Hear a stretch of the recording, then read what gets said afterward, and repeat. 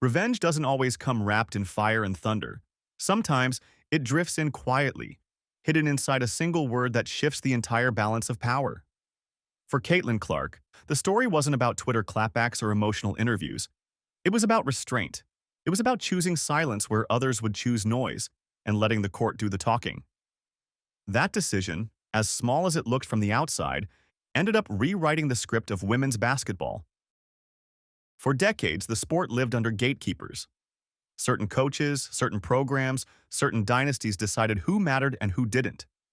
If you wanted a spotlight, you had to play by their rules. But Clark disrupted that blueprint in the most unexpected way, by declining it. She turned away from a system that had ignored her, dismissed her, even mocked her supporters. And in doing so, she didn't just take control of her own story, she exposed just how fragile the old system had become. The irony is sharp.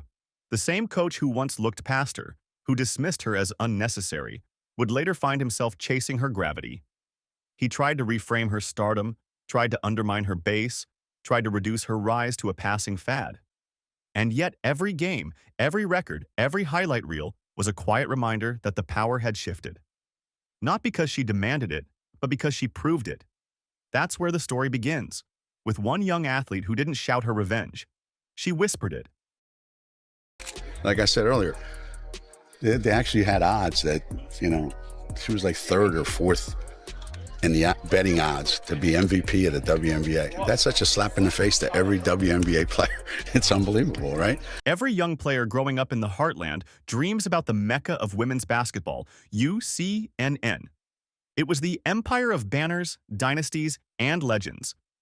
Caitlin Clark admitted openly that stores looked like the mountaintop. For a high school kid in Iowa, that was the dream. But when the recruiting period came, the silence was deafening. Geno Auriemma didn't call, didn't text, didn't even reach out through her AAU coach. Later, he explained it away. Paige Buchers was already on board, and he didn't want 2-point guards. Then came the insult. If Clark really wanted UConn, she should have called him. Imagine that. The greatest recruiter in women's basketball history telling a teenager she wasn't worth his effort. That wasn't just a miss. It was a message. You're not our priority. And here's the irony. Clark carried that rejection like a note tucked into her back pocket. When UConn passed, she went home to Iowa. A program with no dynasty glow, no national mystique, no wall of championships.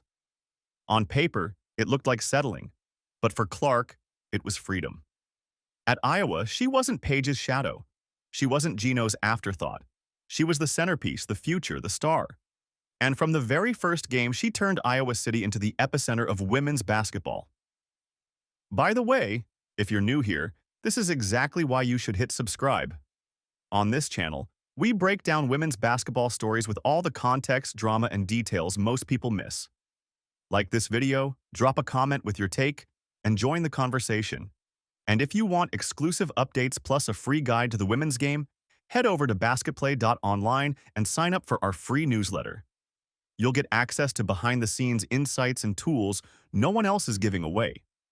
It's the best way to stay connected to a movement that's rewriting history. That's the worst part about new fans. They have no perspective. There's no context. So they just say ridiculous nonsense. The move to Iowa wasn't supposed to change the sport, but it did. Clark's style wasn't just effective, it was cinematic. Those logo threes weren't heat checks, they were declarations. Her vision turned fast breaks into art, her handles froze defenders in disbelief, and her swagger pulled crowds in like gravity. Iowa games went from regional interest to national events. The ticket sales, the sold-out arenas, the television ratings that rivaled men's Final Fours. Every number was a receipt, a proof of concept. This wasn't imitation ball. It wasn't a kid trying to copy UConn's legacy. It was an entirely new blueprint, built from scratch. And the brilliance of it? She didn't need validation from the dynasty that ignored her. She didn't need Geno's blessing. By carving her own lane, she flipped the entire recruiting script. Suddenly, it wasn't about where you played. It was about how many people you could bring with you. And Clark brought an army.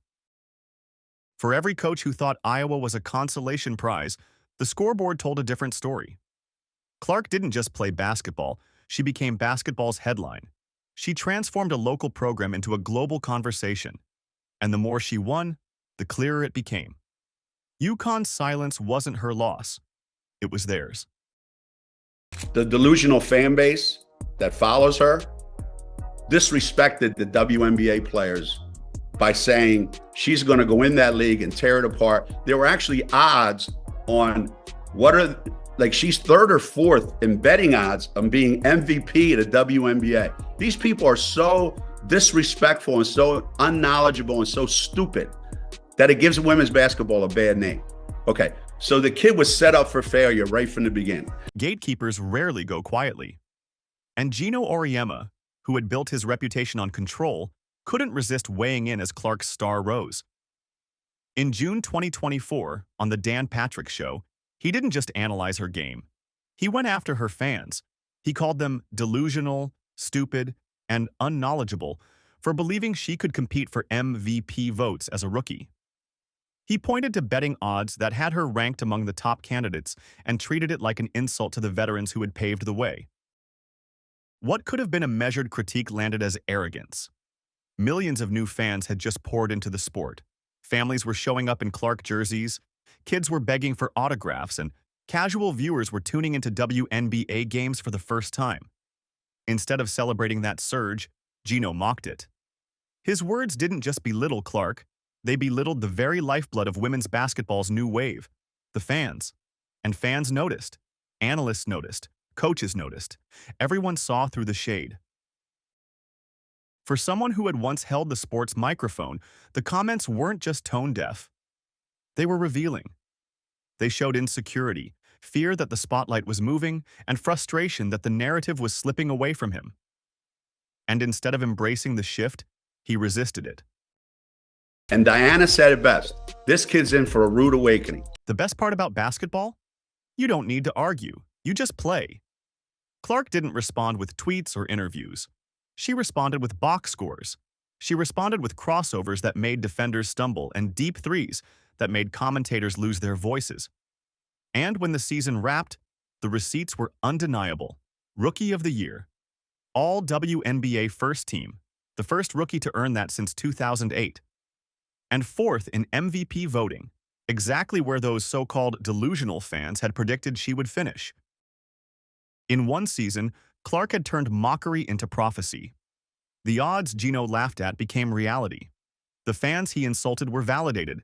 Every parent who bought a ticket, every kid who lined up for a selfie, every casual supporter who believed she could defy the old rules of the sport. She had proven them right without ever saying a word. That's the kind of revenge that hurts most, the kind where silence does the damage. Geno wanted to shape the narrative. Clark let her game do it for her. And in the end, her highlights aged like gold, while his comments aged like milk. And there's a lot of investors in this league. One investor, been trying to keep quiet about, his investment in the league ever since his comments that he made about a young rookie. Pretty much, had him in the headlines for about a month and a half. That is Geno Auriemma, dog. I'm here to tell you, he's part owner of this league. By now, Geno had tried everything, ignoring her in recruitment, belittling her rise, undermining her fans. None of it worked, so he pivoted. If he couldn't control the narrative with words, maybe he could influence it with money. Enter Unrivaled, the brand new 3-on-3 league co-founded by Brianna Stewart and Nafisa Collier. Backed by investors, one of them being Geno himself, the league made a bold play. Reports confirmed they offered Clark over $1 million for 8 to 10 weeks, plus equity and revenue sharing. It was one of the richest packages women's basketball had ever seen. On paper, it looked irresistible, but Clark saw through it. She wasn't just looking at dollar signs, she was looking at history. To join would have been to tether her rise back to a system that once dismissed her. To say yes would have been to let someone else write the ending to her story. So she said no. No drama, no rant, no bitterness, just one word. And that word landed like a hammer. Without her, Unrivaled lost its centerpiece, its instant credibility, its star. The offer, that was supposed to be a show of power, became proof of desperation. The very man who once wouldn't pick up the phone was now begging for her gravity. and she walked away without breaking a sweat. This one looked like Geno Auriemma. Could be the reason why Caitlin Clark is definitely not joining the unrivaled 3-on-3 basketball league. That rejection wasn't just personal, it was cultural. It marked the end of an era where gatekeepers controlled opportunity. For decades, the path to greatness ran through certain programs, certain coaches, certain dynasties. Clark shattered that model. She proved that players could carry the sport themselves, that fans could bypass the old hierarchy, that women's basketball didn't need a single kingmaker anymore. And the beauty of it? She didn't rage against the system. She didn't campaign against the old guard. She simply ignored them. She built her empire brick by brick, highlight by highlight, until the system had no choice but to watch. That's what makes this story so powerful. Not the rejection itself, but what it symbolized. The shift of power from the gatekeepers to the players. Now every young athlete watching knows the truth. You don't need permission to lead. You don't need legacy banners to shine. The fans, the cameras, the sponsors, they'll follow greatness wherever it goes. And Clark showed exactly how to get there. They've tried to do everything they could to make the most of the situation. They tried to make the most of Caitlin Clark not playing by hinting everything and basically making people think that Caitlin Clark was going to play. Revenge doesn't always need a stage. Sometimes it's delivered quietly, wrapped inside a single no. Caitlin Clark didn't shout, didn't gloat, didn't even mention Geno by name. She simply kept walking, and in that silence, she proved everything she needed to. She showed the old guard that their power wasn't permanent.